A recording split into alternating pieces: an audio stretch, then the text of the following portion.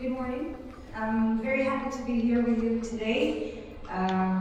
We're going to be talking about retargeting with Programmatic and how to potentially bring back your customers to your website. My name is Samya. I'm head of A4G DSP, and I don't know if many of you are familiar with programmatic advertising, so we're going to be going through that a little bit for the first part. So programmatic advertising, you must have heard of it if you're not already using it. It's the most efficient way to buy media today. It allows you to do so many things. It is, to put it simply, the automated buying and selling of online advertising. We have here a little scheme of the programmatic advertising ecosystem. It basically goes from the advertiser that would set up their campaign on the DSP through the agency or trade desk or directly from the DSP. On the other side, you have the audience. So basically, it would be you, me, our neighbors going on a website. When we go on a website, we almost all the time see an ad. So that ad, before it shows whatever product or service they're displaying, there's a whole process behind it. It will tell the publishers of the website or app that, okay, I have this user that is ready to see an ad. This is what I know about them. Are you ready to buy this impression? The publisher is going to give this information to their ad exchange and SSPs, who will distribute this information to all the DSPs they work with. They will be like, okay, I have an impression, I know this and this about this user. If it matches your campaign, you will automatically put a bid on it. If not, you will just leave it. And as it works on a real-time bidding system, if you have the highest bid, you will win the impression.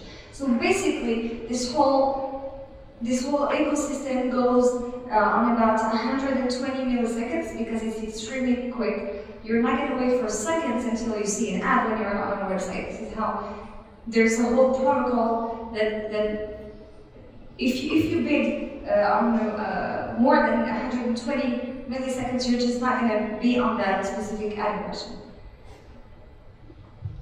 So programmatic advertising has so many great features, but the one word I would describe programmatic advertising with is efficiency, because it gives you a much more increased transparency and control that traditional media does not offer usually. You will be able to see your exact results. You will see the exact ad impression. You will have information about the customer who saw your ad at the moment they saw it. This gives you the opportunity to obviously optimize and take measures immediately when you see the first results. Which brings us to real-time measurement. On any programmatic media tool, just like DSPs, you will have access to real-time dashboards that gives you information about your exact media buying results. You have programmatic great targeting capabilities because there are at any time 3.5 billion users on the internet. So there is a lot of people, there is a great audience, and with this great audience, you have a lot of people that do not belong to your target. But with programmatic, with the DMPs, with the data mining, etc., you will be able to go exactly towards the target that you want. So, now that we talked about programmatic advertising, let's talk about a very scary statistics for marketers. 98% of visitors that come to your website are not ready to buy. This is crazy, right? So basically that means that only 2% of people that come to your website for the first time are ready to actually buy your product or service. That leaves out a huge chunk of visitors that you just miss on. 98% are not ready to buy. Luckily, there's a way to bring them back to your website and convince them to purchase your product or service, and it's called retargeting, and this is what we're going to be talking today about. So, to put it simply, retargeting is a form of online advertising that can help you keep your brand in front of your potential customers that already left your website. Because as we saw, 98% of them will just go to your website, maybe see a couple of pages, get a couple of products, and then just leave. Because they don't have time, because they want to compare, because they just randomly arrived on your website. We cannot expect them to buy the first time we catch them. So retargeting allows brands to basically bring customers back to the website. You can target specific visitors with specific ads because they interacted in a specific way. So we will see this together a bit later, where with retargeting we can adapt the message according to what you did exactly on the website. So I'm not, if I wanted to retarget you, I'm not going to talk to you the exact same way I would if you were on the product page or if you were on the about page, because your intent is not exactly the same. So in retargeting, we need to adapt to whatever situation the user was in. So it works in a pretty simple way. Basically, we just place a little code that will allow us to anonymously follow the user over the internet. So the first step would be to place the code on your website. It is unnoticeable and it will not affect your website whatsoever. This code is gonna leave some. It's called a cookie. When the user visits your website, it's gonna drop a cookie on their browser, and this cookie is gonna leave some crumbs all over the internet. So if I visit a website and the code is going to drop a cookie on my browser, and then I'm going to leave the website, it's just going to follow me wherever I go. And when it's going to follow me, it's going to be able to show me the ads of that product I left. It doesn't take information about you, about your person, about your name, etc. It just keeps some information about your activity on the internet, so it allows you to retarget properly.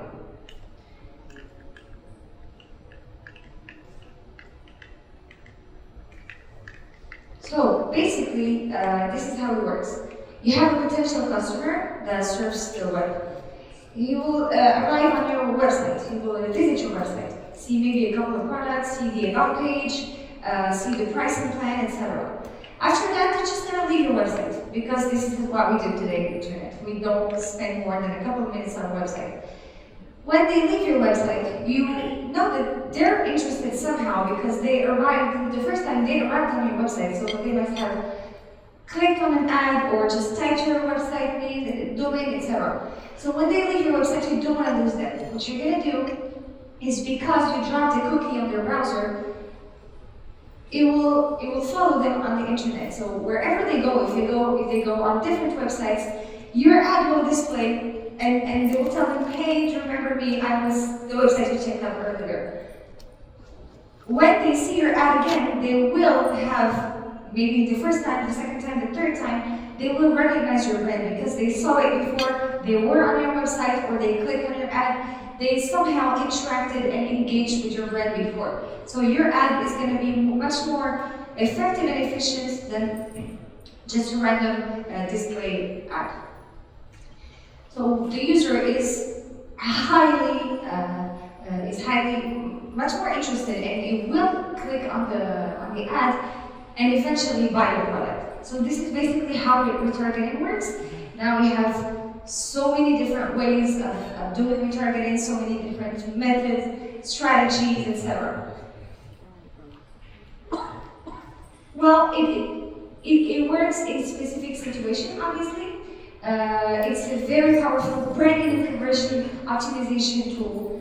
It's also efficient for branding because people think that retargeting is only for conversion, while, as we will see later, it's also very efficient for awareness campaigns. It works best because you have two different types of strategies. If you do targeted display and you don't do retargeting, it's going to be great because people are going to know about your brand. You're going to talk to a lot more users, but it's not great for conversion because As we saw, they will arrive on your website, and 98% of them will just leave. So if you only use this strategy, you will have a lot of users arriving to your website, but a lot of them leaving it. And then again, if you only do retargeting campaigns, it will be great to drive more conversions because you will only talk to people who somehow already engaged to your brand. But how are you going to drive more people to your website? So the best way to do this is to combine those two strategies.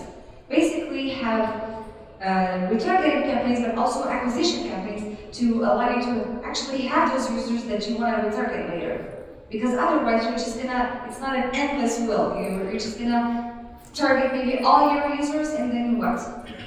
So the best way is to combine those two strategies. You always have to do acquisition and retargeting. Maybe not at the same time, but according to your product, what you're selling, the strategies are different. So there are two main goals, as we saw earlier, of retargeting. First is awareness. So this type of campaigns have a different type of goal. It's not a conversion goal. It's not tangible, if I may say, but it allows your users to be more confident with the brand and to trust you more because they will see you more than just once. Even if they, for example, they would click on an ad, that doesn't mean that they trust you. They were maybe interested in your banner. They just clicked, arrived on your website, but then again, they will forget about you if you don't engage with them a little more. So retargeting campaigns are not just made for sales, but also to increase awareness about a brand. Then the second goal is the most obvious one, is the conversion goal. This is the most used in retargeting. This is what everybody, like all the e-commerce websites, the airlines, travel websites use. It's to drive conversions. So basically, they have, when you're booking.com, for example, you have a lot of users. You have users searching for your website. So you might need a little less retargeting campaigns than if you are an independent e-commerce website. So awareness campaigns for booking, they obviously do that quite a lot, but not as much as a new e-commerce website. They will need to do a lot more awareness campaigns before driving conversions with the retargeting campaigns. Booking.com, they would just run a lot of conversion campaigns. For example, when you go and look for a hotel in Dubai, you will be retargeted. How many of you have seen that? You will be retargeted with this exact same hotel that you saw and with the price that you saw. On e-commerce, you have so many different examples, like when you see a dress, for example, and after a week you didn't buy it, they're just gonna show you ads of the same dress, but cheaper. And this is great because they know you're interested in that dress and they know that you might want it, but what made you not purchase it? Would it be the price? Would it be the color maybe? Would it be the website was not shown properly? So there are so many reasons that made you not purchase this dress, and retargeting is going to allow you to drive more conversions to that product. So retargeting is only efficient in any type of goals. It's only efficient if you do segmentations with your audiences, because whatever you do, just don't be that brand that displays the exact same message to all your users, no matter what they did on your website. This is a terrible retargeting use because it gives you so many options, it gives you so many features to have this personalized touch with your customers that you would just waste it if you talk to them exactly the same way. If they fill the form, if they view the page or product, maybe they add it to the cart and then just abandon it, or they made a purchase. Would you really talk to someone who filled a form the same way to a customer who actually made a purchase on your website? This would be terrible. Simply because if, for example, if I already made a purchase on that dress that we were talking about earlier, if I see that brand showing me that dress over and over again, I'm just going to be annoyed at that brand. I might even block their ads and never go to that website again. I don't want to see that dress anymore. I already purchased it. If I fill the form for a Maserati, for example. Am I really going to see that same ad again and again? I filled the form, just call me already. Stop retargeting me. If I view a page, I didn't purchase the product, I just viewed the product. So there are many reasons that made me not go further. So with your retargeting ad, what are you going to do with that information? Are you just going to maybe give me a better price on that product that I saw? Or show me a different color? Or maybe that dress was not quite what I wanted. You will show me something similar that could get my attention. So audience segmentation is extremely important when we do retargeting. It's such a great tool and feature that we should not waste it on the exact same message if we're not just going to segment the audience. The second type of segmentation is time. Timing is extremely important in retargeting. There are 3 different types. It's the time duration between the user's visit and when they see the first ad. This truly depends on what you're selling, what you have to offer. To talk about Booking again, Booking shows you the ad like a couple of minutes after you left their website, because they know that when you're looking to book a travel, you might do it pretty quickly because you're in urgent need, you're looking at other websites, other hotels, etc. So they must retarget you pretty quickly. Now, if I were to buy that Maserati that I talked about earlier, I'm probably not going to buy it 5 minutes after I see the ad. So the retargeting will take a little longer because I don't want to annoy that person. I just want to give them the time to actually breathe, to surf the net a little before reminding them about my brand.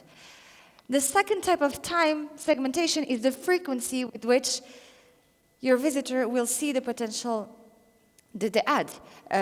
For example, to re-talk about Booking again, Booking will show you the same ad over and over again, sometimes 5, 10 times a day.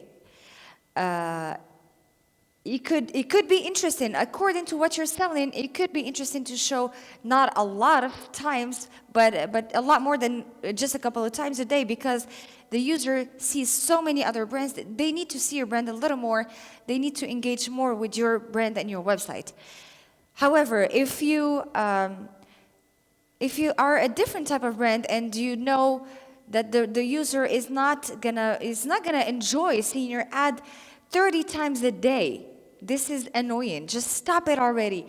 Don't show me your ad 30 times a day. I just want to see it a few times, maybe, so I can actually notice your brand. I can remember your brand. But if you show it to me 30 times, it's just getting annoying. And the third type of time segmentation is the duration between the user's first visit and the time they stop seeing retargeting ads. Because at some point, we just gotta admit, they're not interested in what I'm selling. They're just not interested. After three months, for example, I already booked a hotel. I already bought that dress, a different dress. So maybe seeing that exact retargeting ad is not going to be efficient. It's a burn of marketing dollars that we could put at better use for people who would actually be interested in my brand. So at some point, we got to know when to stop. There's no universal rule as when to stop or when to display your first ad, or what is the frequency cap you should put on your campaign, because it truly depends on what you're selling, what you have to offer. Some e-commerce websites have a higher frequency cap because they need to show a lot more of their products to their users for them to engage. Some other type of brands don't need 1,000 ads a day. They need just a few ones so you can remember them. They need to show you maybe a day after you saw the first time the product, and maybe they would stop after 3 months, while other brands would stop after 15 days. So there is no universal rule. It all depends on your strategy and your product. The third type of segmentation would be on your existing users. So this is what we were talking about earlier. If you already have existing users, if they already purchased from you, You can still retarget them. It's not forbidden, but don't ever retarget them with the product that they already purchased. You have to show them maybe new products. So if, for example, I'm interested in an Nespresso machine, I added that machine to my cart, but I never bought it. You will obviously show me that exact machine that I saw. But if I already purchased the machine, don't show it to me. But maybe show me like cappuccino pods or milk frother, just other related products, because you know I have the Nespresso machine that I bought, but I might be missing the cappuccino pods. So show me something that could be interesting for me as a client of your website and your brand. Maybe show me something if you have a pricing update. If I'm a customer of booking, and they know I book quite a lot of hotels, maybe you can retarget me because I'm an existing user with some interesting offers, something different. So it's not forbidden to target your existing users, just do it smartly. Know what to offer them. Don't offer what they already bought or something that they would not be interested in. You know that they're more likely to buy from you because they already did the first time. Be smart about it. Offer something that they actually might purchase. Retargeting offers so many optimization levels. And if we do it smartly, if we do it the smart way, this is the most efficient way to drive conversions.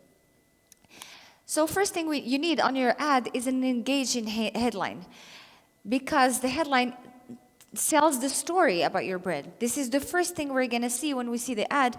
It sells a story. If you capture my attention with that headline, I might actually see your content and maybe even go to your website. Your content should be relevant. So if I bought an Nespresso machine and then you show me another Nespresso machine with another color, this is not relevant for me. I'm not going to have 1,000 coffee machines at home. I'm just going to have one. I already bought it. I don't need another one. So show me relevant content. Show me something that would be relevant to what I bought, for example, or for what I showed interest in. If I showed you interest in some type of shoes, show me ads related to that. Maybe show me that same pair of shoes or in different colors, because you know I still didn't buy it yet. And then click-worthy CPA. You have to, on your banner, when you do retargeting, if you do it with banners, you have to have a click-worthy CPA. Don't be original. You have to have a nice button, nice color that suits your banner, and with the direct CTA, sorry. Direct CTA, just tell people what to do. Click here to purchase. Book your hotel now. Do it now. Just tell people what to do with that button. Don't let them just guess what would happen if they click on the banner. And then, once they click on the banner, so you did the hard job, which was to actually make them come back, make them click again on your banner. This was the hardest part of the job. Now, don't mess it up with a non-dedicated landing page. If I click on that dress, I don't want to go on a page and see shoes. I want to go on a page and see that dress and maybe similar dresses. If I click on that hotel, I don't want to see hotels in Abu Dhabi. I clicked on a hotel in Dubai. Please show me what I clicked on. So you have to have a dedicated landing page. And if I arrive on your homepage after I click on a retargeting ad, when you arrive on a homepage, you're lost. I mean, why would you do retargeting to just get to a homepage and not show anything specific? I would be lost if I get to that page and I have to look for the product again. So give me directly what I asked for, what you promised me you would. You promised me this dress, just let me click on the link on the banner and get to that dress. So having a dedicated landing page is not something a lot of people think about, to be honest, but it's extremely important because the hardest part of the job, you did it. You had an engaging headline. You had people actually liked your banner. They clicked on your banner because it was worth it. But would it be worth it if I actually go to a website that is not really what I was looking for? If I go on a homepage that has 1,000 informations or just 1,000 products, I'm just going to get lost again and leave the website again. And then you're going to have to retarget me with different types of ads. There are some things to avoid when you do retargeting, because it's tempting. It's tempting to do those things, because retargeting, you know, you're talking to users that already have engaged with your brand, so you might fall in those traps and actually do these mistakes. Retarget users who have already converted. Don't do that. This is just a big no. Never do that. If they converted, you can do this another way, but never retarget them with the same product. This happens quite a lot when we do manual retargeting. So when you upload a retargeting list on your DSP, you could easily retarget people that already converted because you did not use a burn pixel. Burn pixel is just a simple piece of code, a simple pixel that just tells you that this person finally converted. They bought the product. They made the booking. They reserved their hotel. So this burn pixel would avoid you to do this huge mistake that could not only annoy your users, but also have a negative ROI. Because the user should not be, retargeting is already a little creepy. Like, you see the ad that's of something that you already saw before. So you know you're being a little followed. I think you would be okay with that if it was with the right amount, if it was made the right way, and if you don't see the same watch you wanted over and over again after like 3 months after you bought it. If you do not segment your audiences and your time and existing users, you will fall in a very bad trap because of what we said earlier. If I bought an espresso machine, don't show me another color of that machine. I don't need another coffee machine. I need pods, I need cups, I need anything related to coffee but the machine. So segmenting is one of the most crucial things when it comes to retargeting. Not managing frequency is a big trap as well, because it is tempting to see, okay, I found my audience, I found people engaged to my brand, they interacted already, they are interested. I'm gonna show them as much as I can. Because it's tempting, you found that audience, why would you go look for someone else? But don't fall in this trap, because if you know the person, they're never gonna buy from you. They're just gonna skip your brand and never see you again. And then not knowing when to stop. It's just quit it already. If after a few months, the person never clicked on your ad, never went back to your website, and you tried many different strategies. I'm not saying you should abandon after the first strategy. So if I show you the product you saw, and you still didn't purchase, I might try something else. I might try to show you different colors, maybe give you a price reduction, maybe show you something similar. Okay, I get it, you don't want that dress, but maybe you want some pants. Okay, how about this? And if after a little while the person never converted, you should stop retarget them, because it's a burn of your marketing dollars. The budget is never unlimited, right? We all wish it was, but this is not possible. So in a limited budget, why would I just waste a big chunk of it on users who I know will never convert, because I kept trying. I showed them the same product. I showed them something similar. I give them a promotion. I showed them something cheaper, and never anything worked. So I just need to stop. So basically, this was a brief introduction to retargeting. I did not go into technical details in this. I just wanted to raise awareness about this type of media buying, because it's extremely important in so many industries. It's not done only for e-commerce. It's done for brands. It's done for branding, for awareness, etc. So this is a very important way of buying media. This is something I think everybody should use when you can afford to do this. Everybody should use retargeting.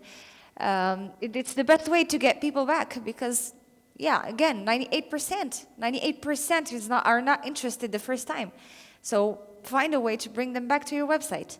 So we talked about retargeting in programmatic advertising because this is what we do best. We're a DSP. There are other types of retargeting. Obviously, you can do it with social media, which is extremely efficient as well. You can do it if you have a list of users that you already had, you can manually retarget them, upload the list on your platform and retarget them. But using cookies today is the most efficient way. It will definitely change in the coming years, but today it is the most efficient way to do retargeting. Most agencies today use obviously retargeting, but use it in a programmatic media buying platform because most of their media dollars today are purchased on programmatic. So some brands even have internal teams that handle their programmatic media buying internally.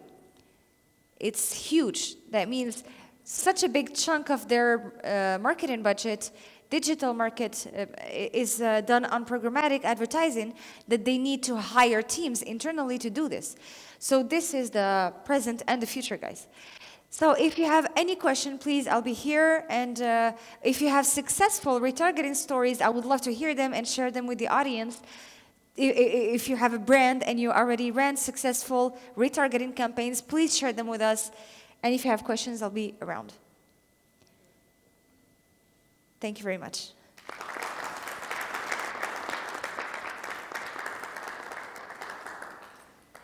So do you have questions?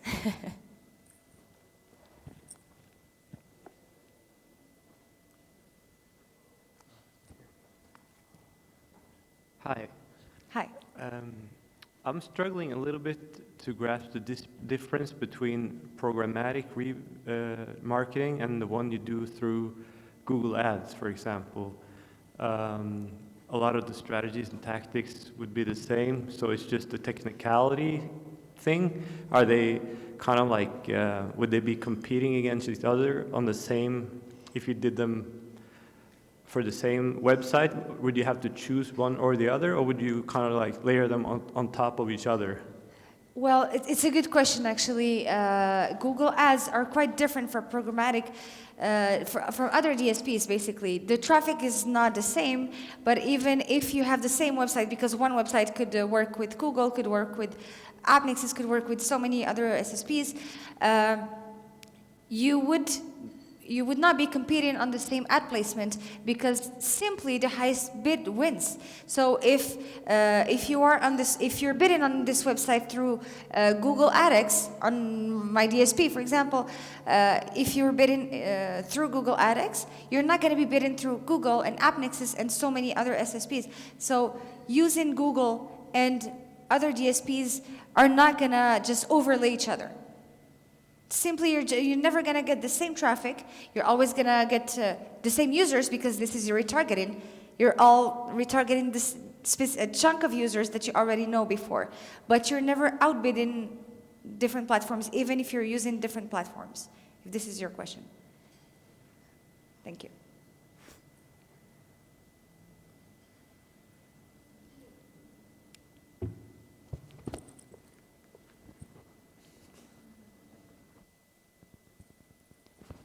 Hi. Hi. Good morning. I want to know, is there any formula or any tactics that we can use while bidding? Because what I learned earlier, that in Google AdWords, there is this formula that we should use. Not the highest bidder always wins. There is this formula where you can outbid the first bidder also. So is there any formula in retargeting? Yeah, there's no formula in retargeting, but there is ways to optimize. I did not mention in this presentation because it's related to programmatic advertising in general, but it's a good question. For bidding, you can, so obviously, if you know already your average CPM, you're going to use that CPM. For retargeting, it's always a little higher. Why? Because when you use open auctions and you want to target everybody in your audience, It's okay if you miss on some of them because you have millions of people that you want to target. In retargeting, you only have a limited amount of users and you absolutely want to get to them. So you always have to be the highest bidder. So CPMs are usually higher in retargeting. Now, to answer your question, there's no formula, but there are ways to optimize your bid. It could be related to, for example, the win rate. In retargeting, you want a high win rate because in retargeting, you absolutely want to get to that user. In classical display ads, you don't care about a high win rate. If you have a wide audience, you're not going to want a high win rate because you would know that you're paying a little too much for your CPM. If you have 70% win rate, that means you're winning 70% of the times you're placing a bid on an impression. That's a little high for a wide target, for example. If you have a 2% win rate and you have a small audience, you're going to want to increase your bid a little because you know that you're missing on that 98% of traffic that you already that you need.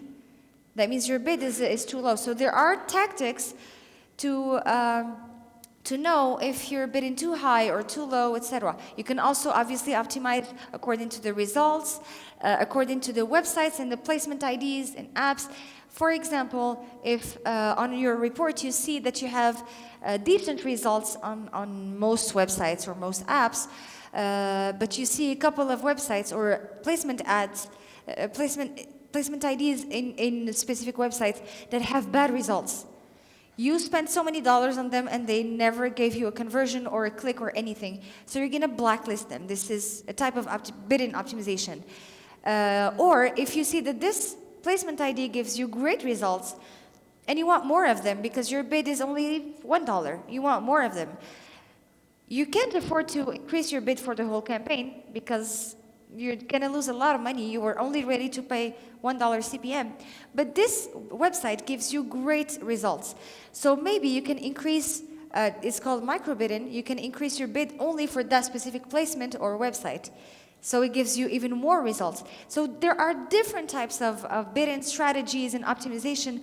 No specific formula though. You just have to optimize according to the results. I would recommend waiting at least few hours, few days before starting the optimization. But some people, like you get the results instantly. As soon as an impression is shown, you will see it on your dashboard. So you are technically ready to optimize as soon as you get the first results. I would recommend waiting a couple of days though. Thank you. Thank you. Morning, Samya. Good morning. Very informative, first of all, very informative. Retargeting is definitely a very important thing to do for the customers. I'm talking about one of the cookie-based technology you told us.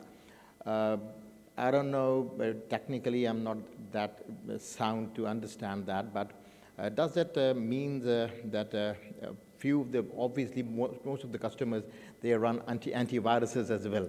So these cookies will be detected by those antiviruses or not, first question.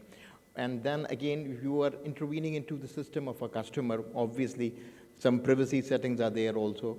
So will that be liable to laws or that sort of a thing? Just an information from me. Yes, definitely. Well, there are the antiviruses are not going to affect the cookie because cookies are not harmful for you.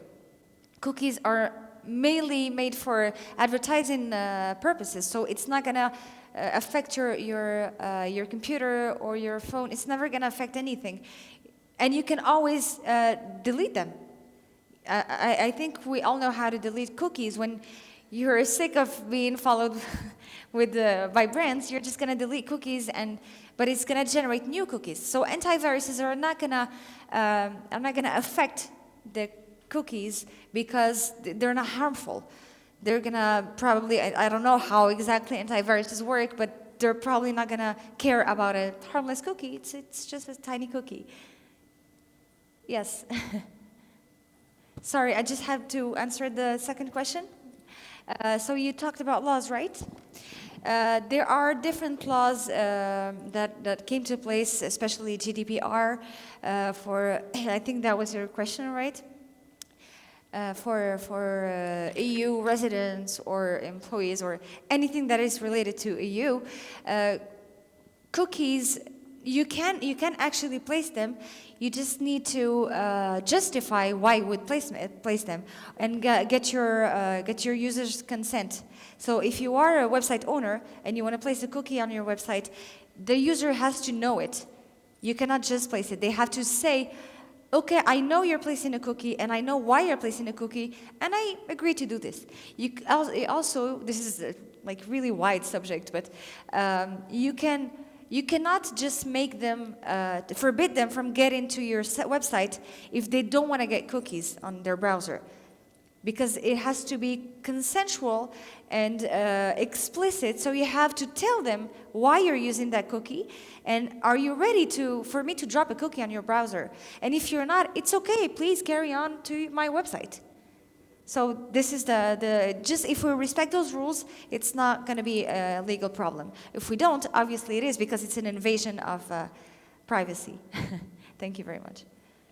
Yes? Yeah, so it's more of an observation and a follow-up to what you were just talking about on the cookies, more than a question. I mean, I think the challenge that marketers are facing is that, a lot of platforms are cracking down on cookies. I mean, Apple and, Safari and Mozilla, they blocked third-party cookies. Yes. Chrome is talking about deleting third-party cookies.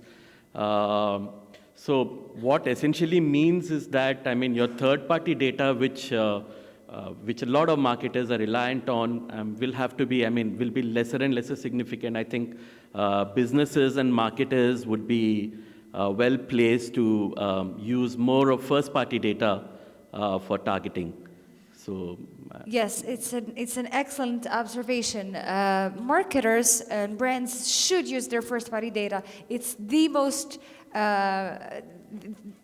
priceless resource they can have is their own data, because no data ever is going to be more accurate and more give you more insight than your own, because your customers go on your website, they behave on your website, they go on your categories. So you have to use your first-party data. Now, you mentioned some browsers blocking third-party cookies. It is true. Now, there are other ways to recognize the user. If I may, there are fingerprints, which could be a chain of different events on your laptop, on that person. So, okay, that person is using this browser, this version, browser version, this language, this laptop, yada, yada, yada, and then you get a chain and it constitutes a fingerprint. So it's a unique ID as well for you to target that person. Anonymously, obviously, because we're not social media, so you're not gonna target names or emails or numbers, but you have IDs. So if you don't have cookies, you have other ways to target the person. Now, obviously, there are some browsers or some methods where you can just not get to the user. For example, on Facebook, it's not impossible, but it's quite challenging to retarget them elsewhere if you don't get the data from Facebook.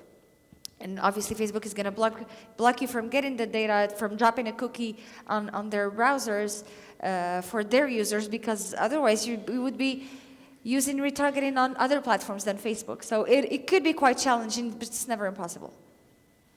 Thank you. Well, it was really a pleasure talking to you about retargeting. If you have a question, I will be around. We have a booth right there. And if you just want to have a quick chat about retargeting or programmatic, we are a team of passionate. We would love to talk to you. Thank you very much.